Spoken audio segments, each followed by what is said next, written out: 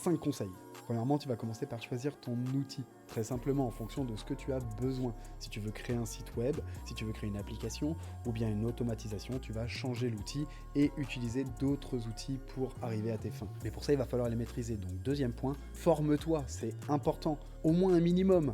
Un tuto YouTube, des docs officiels, on trouve tout en ligne et on trouve tout grâce à l'IA. Donc tu vas voir ton LLM et tu te formes. Tu vas voir, franchement, c'est plutôt amusant en plus de ça. Et c'est notre troisième point, quelle belle transition!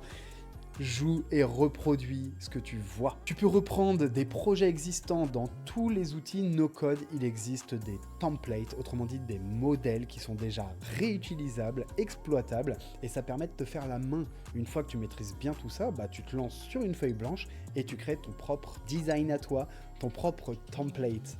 Ok, mais d'abord, utilise les projets existants, bidouille, modifie et assimile les connaissances. Et ensuite, tu montres ce que tu sais faire. Et c'est notre quatrième point. Un petit portfolio, ça serait bien pour pouvoir montrer ce que tu es capable de faire. Après, je dis un portfolio, mais ça peut être d'autres choses. Des démos, des vidéos. Ça parle toujours plus qu'un CV.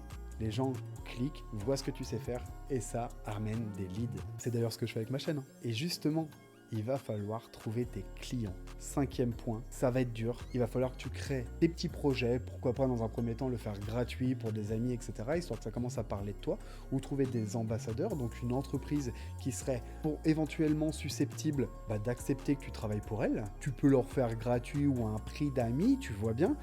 Et grâce à ça, ils vont venir parler de toi, ils vont devenir ambassadeurs de ton produit et vont parler de toi. Le bouche-à-oreille va commencer à se faire entendre, les autres vont être jaloux de la solution que tu as proposée et vont revenir vers toi. Donc, c'est comme ça qu'on va pouvoir trouver ses premiers clients.